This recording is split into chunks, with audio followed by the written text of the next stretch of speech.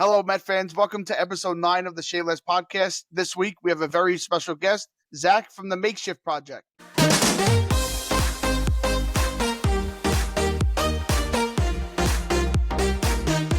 What's up, everyone? It is Lou and Vin from the Shea podcast. Thank you for tuning in to episode 9. This evening, we have very special guest, Zach from the Makeshift project. Zach, how's it going this evening? How's everything? It's going phenomenal. The Mets are 8-4, I think, as of today. And you know what? That's good news to me. The Mets are over 500. The Knicks are over 500. I'm happy. It's not hard to make Zach happy. Yeah, you know what? I'm always happy. I'm always smiling, making fun of myself. I mean, that's what we do. So last time we spoke on Instagram, I think it was like right before the playoff run. And then last year was unbelievable. We all know what happened. But I feel like the Soto signing was one of those moments like, where were you? Do you remember where you were when you found out we signed Soto? Man, I feel like I'm all over the place, so I don't remember the exact moment or spot. I want to say I might have been in Saudi Arabia, which would be like pretty like memorable to know, right? But I might have been on like a weird time. I think I was in Saudi Arabia. So it was like, I think the hour difference is 8 hours. So like I was asleep. It might have been like 2 o'clock in the morning over here, maybe like 5 a.m. I just woke up, remember seeing the notification, and I was ecstatic. I think that's where I was. Middle of March, like that, or maybe February. I don't know. Let's go with that. I'm gonna roll with that. An awesome place to be, like really, to get a notification. Yeah, I woke up and I was just like, I feel like I rolled over, saw it, and I was like, okay, this is what I expected. I didn't think for any second that the Mets weren't gonna get Juan Soto. There's no way Stevie was gonna get outbid. Just how it rolls. Right. Nice to finally have that owner. We spoke about it a few times, and like growing up with the Wilpons, now not only to be in the market for these guys, which is foreign to us as it is, to actually bring somebody from the Yankees like Juan Soto to the Mets is so unbelievable. Yeah. I was talking to my dad today on the phone, and I was saying, I was like, I still don't think it's like hit me. It's the same way like Lindor. When Lindor joined the Mets, like those first like few months, you're like, is he a Met? It's like Carl Anthony Towns with the Knicks. I feel the same way. I'm like, is he a Knick right now? Like it's just not cementing in my head. But once you get some memorable moments, Lindor's had how many clutch home runs for us? Like it cements your legacy as a Met. And I'm excited for the Juan Soto moments as a Met. And so I'm waiting for those. We got a few sneak peeks at it so far this season, but I know there's going to be some big hits. Well, I think those moments are definitely going to come. And a player like Juan Soto doesn't come around every year, every day. He's definitely a generational talent. And that's something that, we speak about often on our channel, on the YouTube, is how incredible that finally, since Piazza, and, we'll get into the history of the Mets and how you got, became a Mets fan, but since Piazza and then Lindor having that huge free agent signing, it was just, I know me and Vinny speak about it all the time. Like that moment was just incredible. The fact that we were finally able to land the big free agent, especially taking away for those guys in the Bronx. I mean, that just meant everything. So that was really cool. But once again, for everybody who's tuning in, both on Instagram and watching us on YouTube, tell us a little bit about yourself. Did you grow up a Mets fan? Yeah. So, I mean, for people who don't know me, if I'm new, if I'm not familiar, I mean, I like to think we've been seen at least in one sort of video before by people, and they have like that oh crap moment. My name's Zach, Makeshift Zach Masika, whatever you want to call me. I'm part of the Makeshift project that I co-host with my best friend since first grade, Brian. I've been a Mets fan for life. So I had the option between the Knicks and the Nets. I went with the Knicks. I had the option between the Dolphins and the Giants. I know it's a little random. I'm named after Zach Thomas, but I went with the Dolphins. The Giants won the Super Bowl. Dolphins went 1-15 that year. We could talk about that another time. Mets were always my team. I was always dialed in on the Mets. They were always that team for me. I never had an ounce in my body that was saying I'm a Yankee fan, I'm a Phillies fan, or anything else. I'm from Central Jersey. I grew up. I was a big Mike Piazza guy. David Wright, Jose Reyes, they got my heart. That team, Paul LaDuca, Delgado, Sean Green in right field that's with his hat flying off every single fly ball that's hit to him. Literally just diehard Mets fan for life. I bleed orange and blue, as people say. And yeah, as the years have gone on, we haven't had a great history throughout my life. None of my sports teams have won a championship, but those years that come around, they're special. Last year was special. 2006, 2015, those years were special. And even when we're in the hunt, 2016, when it's a little devastating wild card loss, it's fine because I respect and appreciate the good times, which the other fans don't do. They think everything's supposed to be great all the time. No, you got to suffer to be good. And they're the definition of born with the silver spoon in their yeah, that's what it is. It's like their God-given right to be in the playoffs. But we actually had Nelson Figueroa on. Yeah. And I wanted to ask you this question because he said at Shea Stadium, he said he felt like the fans, we knew that we were part of the action. He said they were obnoxiously loud and they wanted to be involved in the game. So, would you rather go to a game at Citi Field or Shea Stadium? Ooh. So I've been to some really great Mets games throughout my life. I was at the NLDS game 2 against the Dodgers. We tagged Paul LaDuca tagged 2 people out at home plate. That might have been You were game at 1, that game game. 2. Yeah, I was there, and I was just a kid. I mean, I was sitting out in right field with my dad and someone from work that brought him. And Shea Stadium, I mean, that might have been the loudest I've ever heard a stadium after that play. So when you look back at that, I'm like, those memories are great, but I mean, if you think about it, a lot of my memories, the last 10, 15 years have come at Citi Field. And like most of those years weren't that bright. But the 2015 season, I mean, I was in school at University of Maryland, but my parents and my brother went to a playoff game. They said it was absolutely electric. Amazing. And then, I went to Jacob deGrom's last start in the wild card game, game 3 or game 2 when they won. And that was unbelievable game 2. And like that atmosphere, he walks out the simple man. I'm like, this is just something that's unmatched. And I went to game 1 that year too, and it was unmatched until the first inning when the Padres lit up Max Scherzer. But Jacob deGrom game 2, I mean, he comes out, pitches a gem, close game, but we wound up on top. Like, I think I'd rather go to a game at Citi Field. I do have to say it. And it's probably like, that picture of me at the dugout when I was like 4 years old. That's great. But, I'm creating memories for life at Citi Field now. And that's going to be around for a while. That's awesome. So one of the things that you guys do on your show, which is absolutely awesome, I think it's one of the reasons why, probably the biggest reason why you guys are so popular on Instagram and all social media platforms, is your blind rankings. I mean, your blind rankings have completely taken over both sports, media, pop culture, and they're really awesome. And it's something really fun to do. So if you don't mind, we would like to do a fun blind ranking with you. Vin is going to take it away, and Vin's going to ask you to rank these 5 Citi Field foods that you would enjoy at Citi Field. So, Vin, you want to Okay. take it away? All right. Ready? Number 1, Pat LaFrida's steak sandwich. Okay, now a lot of people are going to put this at number 1 and they say it's the best. I'm not going to lie to you. It's delicious, but it is not the number 1 food at Citi Field. I think it's slightly overrated only because it gets so much hype. So we'll put it at 2. But listen, protein, that bread, forget it. It's delicious. The onions, oh my God. But it's not as good as people say it is, but it's still probably the best ballpark food. Okay. I think that's fair. All right, ready? The nachos grande. Now, the nachos are classic ballpark food overall, right? And, obviously you got some stuff topped off on it, but Citi Field's stepped it up the last few years. And they got some great dishes. I was able to go in the off season and try some foods, and that was not one of them. So I'm going to put that at number 4. Okay. The classic hot dog. Classic ballpark Nathan's hot dog at Citi Field. I feel like you could get it anywhere. That's my issue. That's my problem. I mean, it's the best hot dog. It's the best stadium dog, but I feel like you could get it anywhere. I'm going number 5. Citi Field has standards, okay? I'm not going to Citi Field. If you eat a Nathan's hot dog at Citi Field, you got bigger problems in your life, all right? Shake Shack. Shake Shack, okay? Out in right field on porch out there. I'm gonna live and die by my ways here. I'm gonna go number 3 because listen, the half and half shake. You got chocolate, vanilla mixed in one. It's delicious. It's great. Cookies and cream if they have it. I'm not sure. I haven't had it at Citi Field, but I've had it at a Shake Shack. But I'm gonna ride and die with the number 1, and I hope you screw me over because that'll be fun. Actually, I know people that would put this number 1. We'll see where it's going to land in your 1 spot. We'll see how you feel about it. The pastrami sandwich at Citi Field. Okay, I've actually haven't had it at Citi Field yet. But I'm gonna say, I'm a big Cat's Deli guy. I mean, who isn't? So if it's anywhere on par with that, that's easily number 1. But no mustard, please. I don't do condiments. It's a whole. Really? Yeah, we could talk about it another time too. Listen, I got a lot of problems in my life. Condiments are one of them. That's just how it works. All right. I think you did that really I think well. you crushed it. So what was the order? It was the pastrami sandwich, Pastrami. Pat LaFrida's. Pat LaFrida's. 3 was 3 was the The loaded Shake nachos. Shack? No, loaded nachos were 4. So Shake Shake Shack was Shack. 3. Shake Shack, nachos, hot dog. Nachos, and the hot dogs. That's It's awesome. actually really good. That's Yeah, a really it's good list. Yeah, you People crushed might that put one. the steak sandwich first. I mean, that's fair. But you know what? Like the last time I had it and given it was like not warm because Yes. we were doing like a video thing at Citi Field, but I don't know, something about it. I needed just a little bit more out of it. And I didn't get it. So maybe I overhyped it. Maybe that was the problem. Okay, that's fair. Nobody wants a cold steak sandwich. Yeah, definitely not. Or room temperature, I don't know. It was still good though. That's the problem.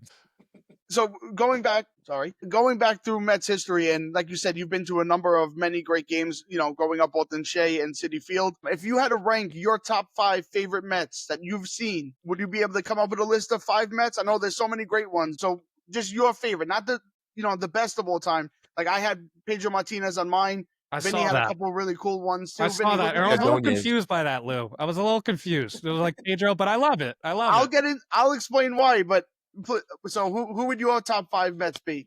I think, the best pitcher I've ever seen in my lifetime is Jacob deGrom. I mean, he's definitely one of my favorites, and definitely in the top 5. I don't know if it'll go in order, but I'll give you a top 5. Okay.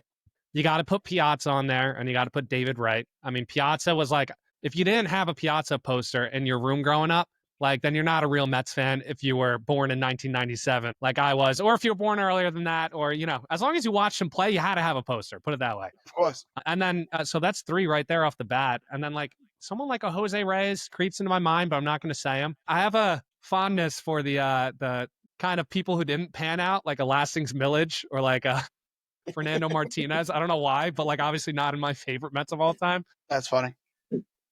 I'd have to think I mean, I think Lindor's creeping in there for me because, just the clutch factor that he's had, some of the home runs he's hit over the last 2-3 years in pivotal moments, whether it's in the playoffs or to get us into the playoffs. I'll put him there because I think he's creeping up as potentially my favorite Met of all time.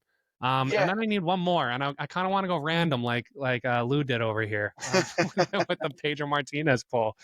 Let me just think for a quick second. I'm like going back. I'm like Joe McEwing. Or like Super Edgardo Joe. Alfonso, yeah. Joe. Or you know what? No, Kazmatsui, forget that. I'm trying to go back on those teams. Delgado was it? Oh, you know what? I'll take Carlos Delgado.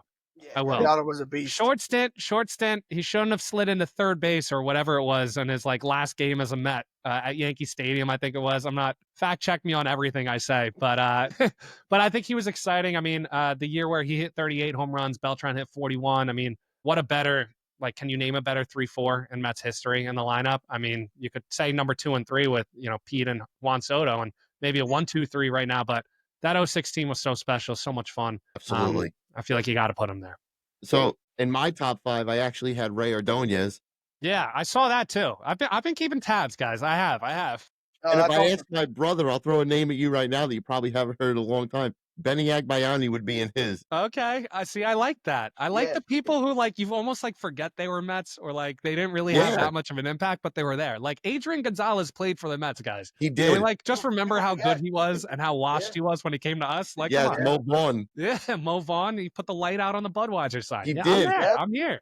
Yeah. All That's right, awesome. so now that we touched upon, our obscurities as Mets fans, we obviously have high expectations this year. We don't get that very often. No, not very often. Philly's at off all. to a hot start. Atlanta is keep burying Atlanta, as far as I'm concerned, Mhm. because when those guys get healthy, I don't care what their record is, they're scary. How do you see the NL East playing out this year? Yeah, I mean, I wouldn't be a Mets fan if I didn't say we'd be on top. But if I'm trying to be as like objective as possible, I mean, the Mets are going to be top 2 in the division. I think the Phillies are honestly, close seconds or the favorite to win the division. But it's like so unfair being a Mets fan that you have this good of a division. Like the Braves, Phillies, and the Mets all in one division. Like someone's settling for a wild card spot. Someone's going to be, maybe both wild card spots. It's Yeah. like for 3 teams might make the playoffs. So honestly, I hope the Mets end up on top. I have high expectations that they will. I think we'll be players at the deadline for whatever gap we have. If the bullpen keeps up, if the pitching keeps up, and like we don't even have Sean Manaea right now. Like we're not fully healthy in the pitching staff. So when those guys come back, I mean, we're going to be very dangerous. We're already dangerous. We'll get even better, add more depth. I mean, I don't want to get too excited and too optimistic because I've learned to not, get overexcited. But I mean, when's the last time the Mets started this well to start a season? I mean, they look phenomenal. They Kept look it great. going. We started 0-5 last year and we made our way all the way to the playoffs Yeah. in NLCS. I mean, it's reminding me of the 100-win season. That's the vibe I'm getting and kind of the rhythm I'm getting. But we'll see. You got to beat good teams and put down the bad teams. That's the goal. Absolutely. I think that's what the Mets have in our lifetimes have really struggled with. Yeah. Beating the teams you're supposed to. It's always like we're either play up or down to the competition. They took I mean, care I of feel like that's Miami like early across on. sports, and it's like so frustrating, and it's like just all the teams I follow. It's like, Believe me, I'm right with you. yeah, and it's like the Knicks this year, like are 0-8 against the top three Everybody teams in the good. league. Yeah, or 0-9. So it's like, do I expect them to make a playoff run? No. Like, not too deep. Like, are they going to beat the Celtics? Are they going to beat, who's the other top team? Why can't I think of them? The Cleveland. Cavs? Yeah. It's like, Cleveland. I don't know. Like, I really, like, we could get swept by them and I wouldn't be surprised. But, like, I also wouldn't be surprised if they made it to, the semifinal. Yeah. Yeah, and they made another run and made it to the third round. I feel the same way with the Mets. It's like, once you just get in the postseason and literally anything can happen. I mean, we saw it last year. We've seen it before with the Mets and all different teams. Honestly, the whole NL East has done it. The Phillies made it from the Literally. wild card to the World Series. The Braves made it.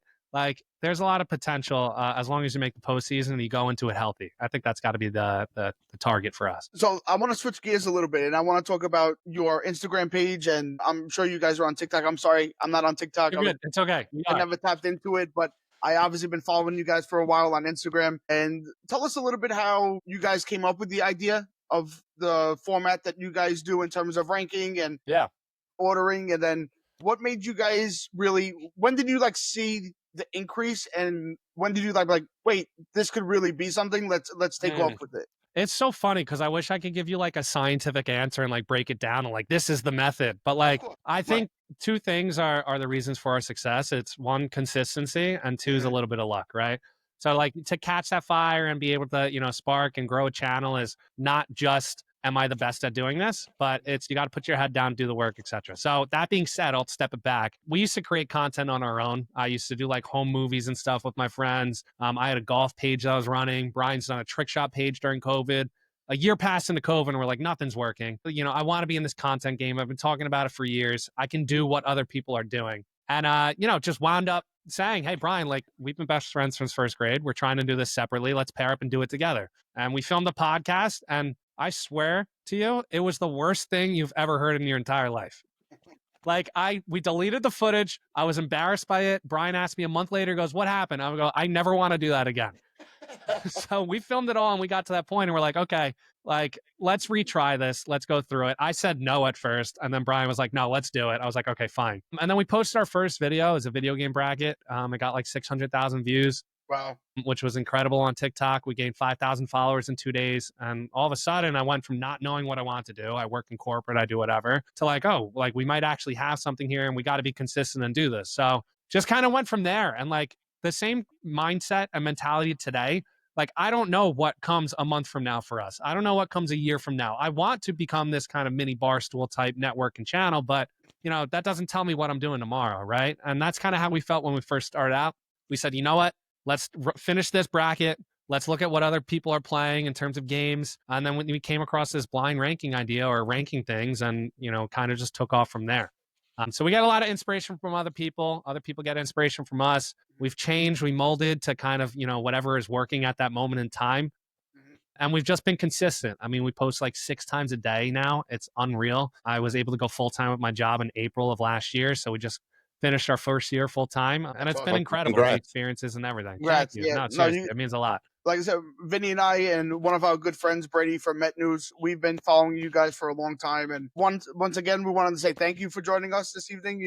We know how busy you guys are. You guys travel everywhere. So thanks for spending some time with us. With those travels around the world, what's one of your favorite places that creating content has brought you? Yeah. I mean, Saudi Arabia was, I don't know why or when or how I ever even got there. Like, it was just such a moment to go to like literally just the desert.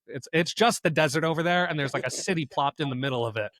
That's funny. But I mean, that was a crazy experience. We went for UFC and Power Slap. Ronaldo was sitting 3 rows in front of us. And I'm like, that was like a moment where I was like, that's arguably like the 1 or 2 most famous person in the world. Yeah. So to be like 3 rows behind him watching people, beat the crap out of each other, it was like pretty awesome. And then like I've actually done some personal travel too over this past year. I've never traveled, never went overseas or anything. My girlfriend, who's the best, pushes me to travel and get out there. So I've been to Spain. I'm going to Portugal in a few weeks. I've been to Slovenia. I've been down to Colombia because I have family down there. I'm 25% represent. But yeah, I mean, just being able to travel the country and go to these different events. Been to Houston twice this year. Got to meet Tracy McGrady, which was incredible. Got to shoot around with him. Like he's a Hall of Fame NBA player. Like, what did I deserve to be in the gym doing a podcast and shoot around games with him? Like it doesn't make sense.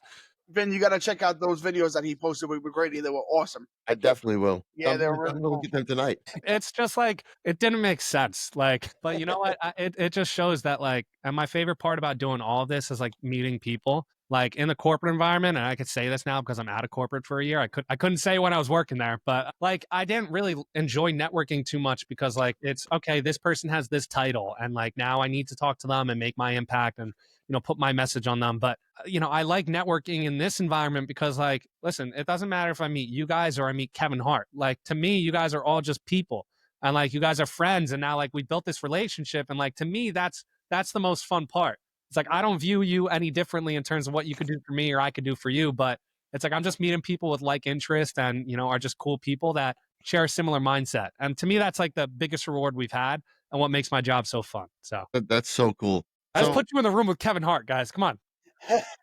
that didn't slip by. I'm telling my girlfriend that later. It's like, so with all your travels, I mean, you've gone to places that are unbelievable. Traveling within the country, have you gone to stadiums around the country? So not with our channel for baseball. I've been to I don't even think we've done much just going to stadiums in general. But baseball, like I've been at least well traveled on the East Coast, the AL East and the NL East.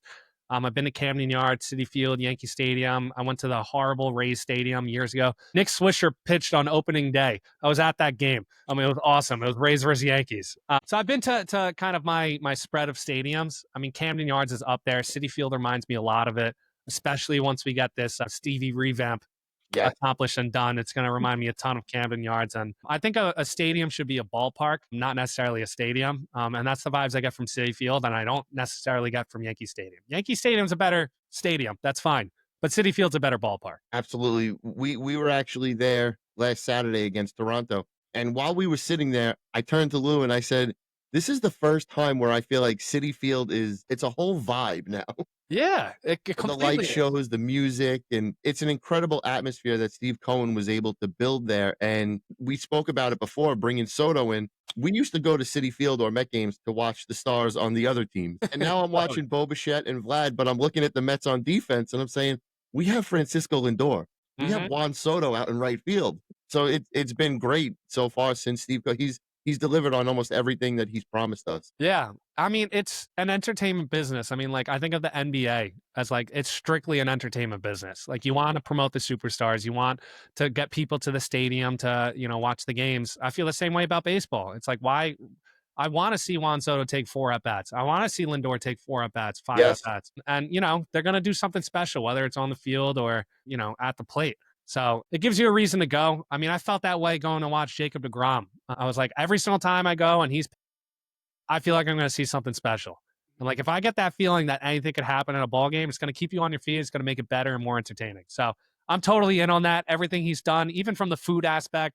Like my girlfriend, I asked if she wants to go to a game. She goes, I don't really know. I'm like, no, but we could go to this club and like we could, drink and eat good food. She's like, okay, maybe you have me sold here. So it's a little different, when you get kind of all audiences involved, not just, the diehard fans. I think baseball has done a much better job recently in marketing their players. Like we know the NBA and the NFL are top tier at doing that and making sure that they're able to market their players. I think baseball was always a little bit behind in that category when really making sure that they highlight who their superstars, not just who they are on and off the field, but making sure that they put them in the public spotlight so everybody can recognize who they are. The funny thing that was always said was, I'll recognize who Tom Brady is walking down the street, but if Mike Trout walked down the street, I might not know who he is. Mm-hmm. Obviously, we would, but like the average baseball fan, I think what Shohei Ohtani has done in both culturally and for the sport, I think that made baseball realize a little bit, wait, maybe we need to start doing this and marketing our players a little bit better.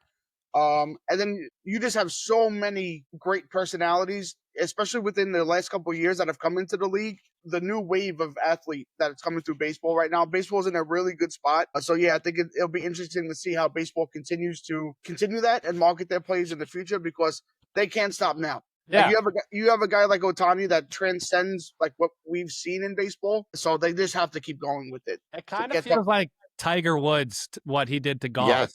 Like Shohei Ohtani he's basically the needle right now. Yeah. It's like, yeah, like they might overdo it sometimes, but like they have to for certain fans that are coming in. Like I might get sick of it because I watch baseball and like I see a graphic pop up and he's not even on the plate. He's two batters out. He's in the hole and like they're showing a graphic. Otani up in three batters. Like I don't care about that, but I understand what they're doing. And I was Right. talking to my roommate the other day, and he was like, people are gonna realize what Rob Manfred has done and like the legacy that he's leaving. Because he got a lot of crap early on, but I don't care if it's bigger bases. I don't care if it's the pitch clock. I don't care if it's integrating different rules. He's done a phenomenal job in terms of making the sport more enjoyable to watch for the average viewer. And like, I don't necessarily care anymore that a game's 2.5 hours versus 3.5. I was going to watch anyway.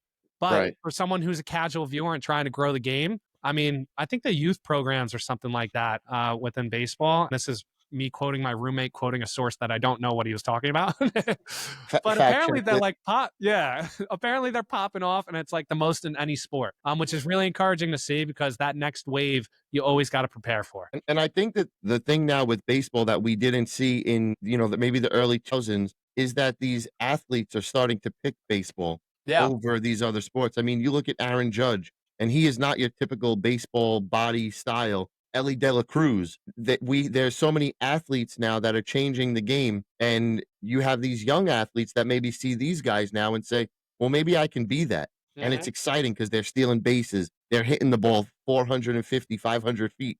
So it's an exciting time for the baseball and the younger kids watching these guys. Yeah. I mean, like, I just think about like that '06 team for me. I was 9 years old, I think.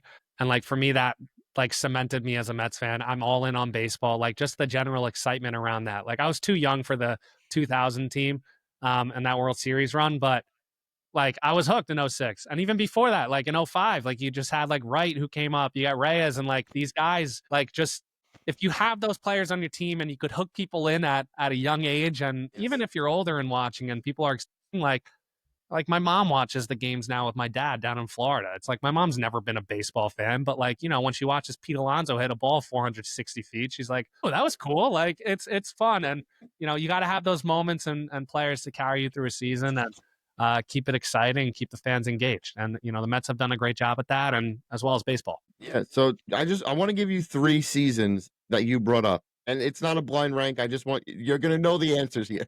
Okay. I want you to rank the 3 of them. Ready? 06, 15, and 24. Where would you rank those seasons? Because I think as a Met fan around our age, those are the three big ones. Yeah, what's funny is like what's the Mets deal? Like every 9 years they make a deep Yep. run. Like it's just how it works. So we got to wait another 9 apparently. Yeah, I mean for me, I would put the '06 season at 2. I think no, damn. Okay, this is really tough. Now I'm thinking about it. Because 2015 was my first year in college. I was a freshman in college, and like I was watching, like celebrating, like going through everything. Like that was honestly the peak of my life. I don't think I've ever been happier. I like listened to game 1 of the NLDS in the car ride to Ohio State to go see a friend. And like my friend was sleeping in the car, and I'm like silently celebrating. I'm like, yeah, like Daniel Murphy singled over second base, drives in the go ahead run. Like, now that's got to be number 1 for me. Okay. I'm gonna put '06 as number 2. I'm gonna put last year at 3. Just because I think '06 had more of those homegrown guys. Like you felt like you built through the farm system with Reyes. I mean, we got Beltran in the offseason, Delgado, those guys. But like Wright and Reyes on that left side of the infield, like cemented it for me. And I'm like, listen, this feels like it's home. This feels great. And it brought me into being a Mets fan. So let's go 15-1, '06 2, and 24 at 3. No answer. Lock it in. Look at All right. So like saying for me, I think the difference between 24 and 06 and 15, I can honestly say, as bad as it hurt to lose in the NLCS, I wasn't that upset last year because I think at the end of the season and the game, what was it, game 6, was it game 5 that we lost in the season when the series was over? It was, we kind of saw it coming because it wasn't that close. And all the memories of the season started coming back. And I was saying, this was a really fun season. Yeah. We had no expectations. Iglesias turned the season around, and the guy's throwing like concerts on the field after the games. So It I was think the for season of that the reason, meme for sure. it was like it was so surreal as a Met fan to experience that. And of course, we had to run into this behemoth, which isn't going anywhere anytime soon. So, No, but it was definitely fun. I think that's fair. It's like I almost forgot about the whole grimace and like, all the memes throughout the seasons. Like, how could you forget? But yeah, I always feel that way or felt that way about the Mets. It's like when you go in with low expectations or lower than you expect. Like, do I think we're gonna win a World Series this year? Like, I hope so, but you're probably looking at like, I don't know what the odds are, but like 10-1 odds or 12-1 odds or something. So if my expectation is, okay, if we make it to the second round and we lose, and I'd be happy with that. If we lost in the first round, I'd be pretty disappointed. Anything beyond that, like I'm twice as ecstatic as like my expectation. So I've learned to kind of temper myself down going into the season. Like I didn't know what to expect this year. Everybody thinks we're going to be great. We're going to be, the top team in the NL East, if not top two, or we're going to make the playoffs and we're going to win 90 games. Like I have no idea. Like if you ask me, I'm like, okay, I hope we win like 88, 90 games. We could win 105 games and I'd be like, oh my God, this is the best time ever. Like there's just no telling, especially in baseball on those close games. You don't realize like, ninth inning, you could lose 3 games in a season. And all of a sudden you miss the playoffs by 2. Yes. So it's a swing. It's tough. But yeah, I think last year was really special. I think the problem was a little distracted by the Knicks early in the year because they had a run in themselves. Fair So point. I'm like almost too cocky now as a fan. I've never been here before. I don't know how to handle myself. That's awesome that you said that, because that's why I wanted the transition. I know it's not about the Mets, but we're all three of us are diehard Knicks fans, and we're about to see something. Like, are they going to go on another run, or is it going to be kind of they'll win the first round and then have to go up against Boston or Cleveland, like we mentioned earlier? But I don't know how you feel about this, and I wanted to get your opinion. Carmelo Anthony is my favorite Knick of all time. It's him and Patrick Ewing, 1 and 2. And two of the guys that we listen to on the radio constantly. I saw the take today. Sal Licata and Brendan Tinney. Listen, we're big fans of them. We listen to them all the time, and we talk. We like they say something, and then we take their take and we discuss it like in our group chat. So we're big fans of the fan. But I did want to get your take on that, because do you believe that Carmelo Anthony deserves his flowers every time he comes back to the Garden, or are you one of those guys that feel like he was great while he's here, it was awesome, but I didn't agree with this, and this that he did while he was here? Yeah, I mean, like those last few years with Melo weren't as like historic or fun as people like imagine them to be. Like you really had like, 2011, 2012, and then we got swept by the Heat, I think, first round. And then, we beat the Celtics, the washed up Celtics in 2012, 2013, and then lost to the Pacers, right? Do I think he's one of the greatest Knicks of all time? Yes, I'm going to say it. I mean, I think he's probably top 2, top 3. Like you can't really name anyone besides Ewing that you would put over him. At least as of now. I mean, hopefully Jalen Brunson, you got, Towns, they go on a run over the next few years. Oh my God, Right. historic. But I mean, he did carry the city at that time. I mean, Stoudemire had like a season there or half a season, and then we traded for Melo, and then like all of a sudden you're like, no, this is Melo's town. And like to put the city on your shoulders, to be able to carry the city, his legacy, he does deserve some flowers. I mean, the coaching staff at that time, I wasn't the biggest fan of. The players they surrounded them with after those seasons, like they weren't anything special. So, can you really hate Melo for not taking those teams further? No, I don't think so. He has some historic moments. He dropped 62 in the Garden I to was bring at back that game. record for the Knicks. So, I mean, do I think he deserves this like overwhelming, oh my God, like this is like the God is in the building? Like, no, I don't. But does he deserve a round of applause? If Stephon Marbury is getting the same round of applause, yes, I do. I really do think Melo deserves it. I walked into work today, and Vinny and I worked together. I walked into work today, and the first thing I told Vinny was, "You cannot believe what they just said on the radio about Carmelo Anthony." I was so upset. I was like, "How did they talk about Melo like that? Like everything he did for the city." Yes, obviously we didn't win a championship, but how many Knicks won a championship? No, exactly. We haven't gone past the second round. Right. So, like, Especially no in one's our done it. lifetime. Like, Of course, Frazier, Bernard King, like those guys were all-time greats. Like we love those guys. Like especially what Clyde has done after, once he started broadcasting, like he's an all-time great Knick. There's no questioning that.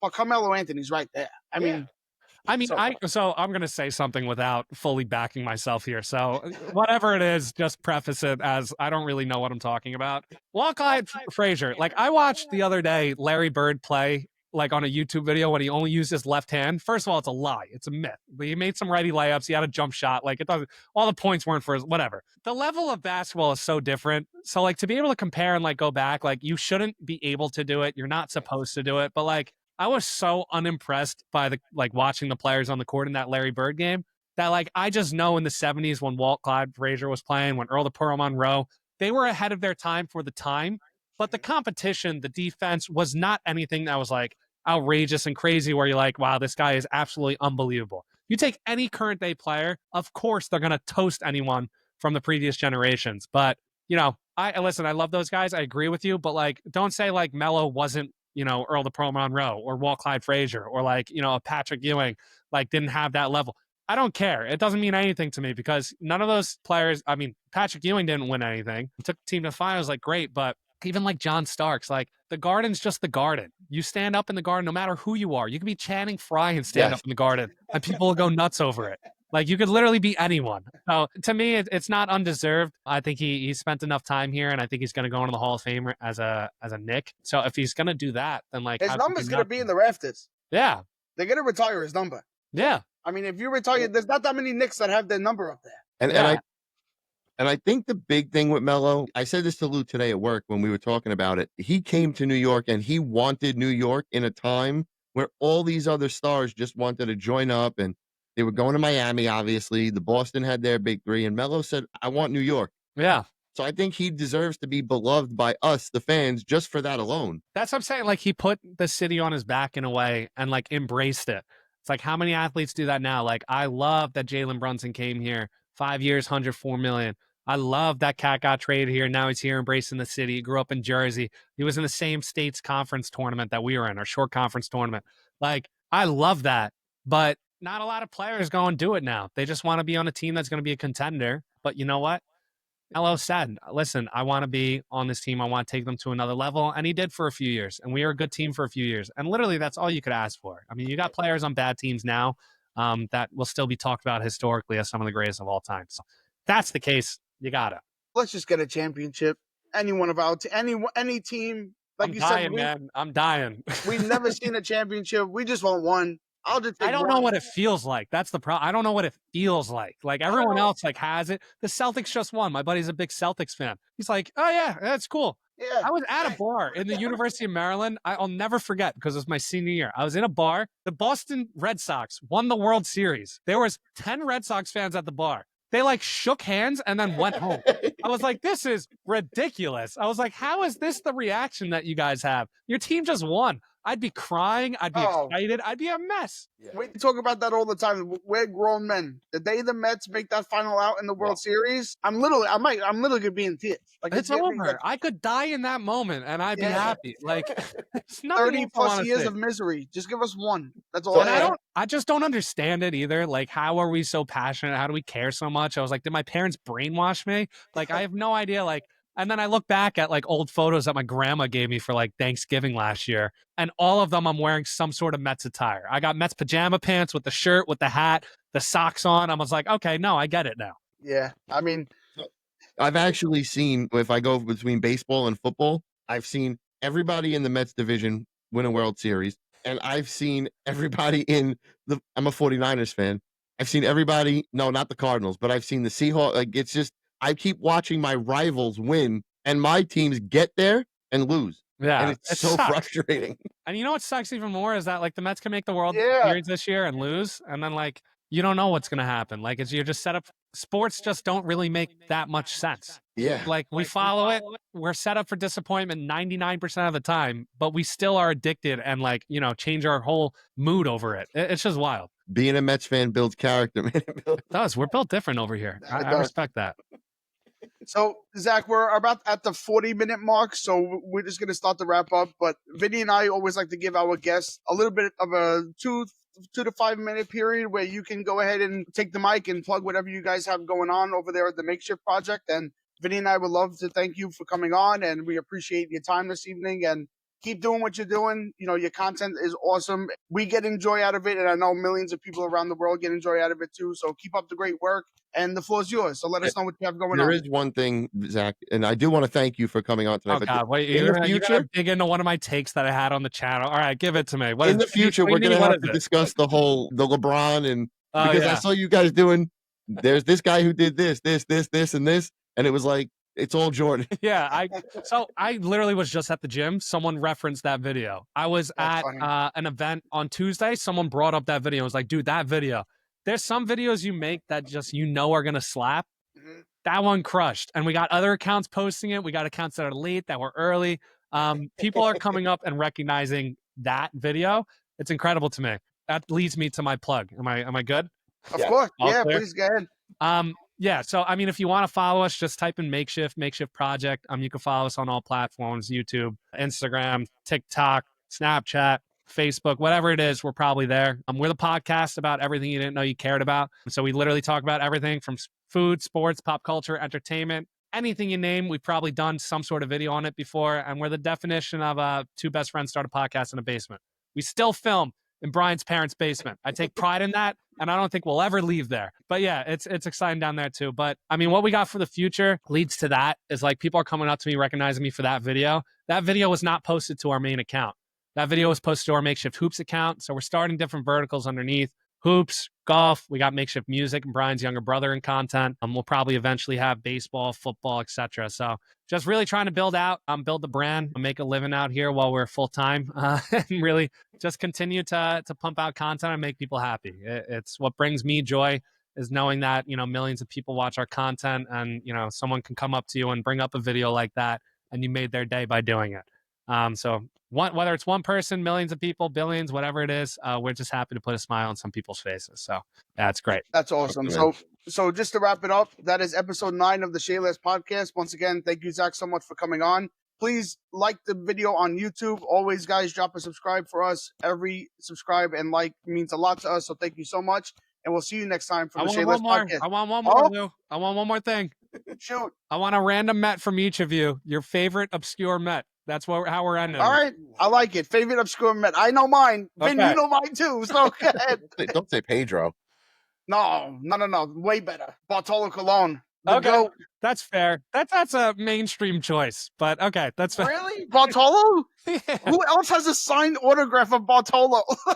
Dude, quick story. I bought a card in college after he hit his home run. It was winter break happened or spring break or something. I went home, the package delivered. It was like a game day material, Bartolo Colon, like signature card, whatever it was. And they returned it and it got lost in the postage. Horrible. I never got the card. Man. So if anybody's looking for a birthday present for Zach, my birthday's in 20 days. Bartolo Colon home run card. But okay, I respect it. I do respect it. Okay, I'm going to go so much more just like randomness. Ryan Church. I'm taking Ryan Church. Why the Mets put him on? He's not my favorite by any means. No. Just obscure. To throw him out there. Yeah. Why the Mets threw him on a plane in Colorado while he's concussed, who knows? But Ryan Church deserves his flowers. He's my mellow. That's the Mets for you. All right, guys. Thank you so much for watching. We'll see you next week on the Shea podcast. Good night, guys.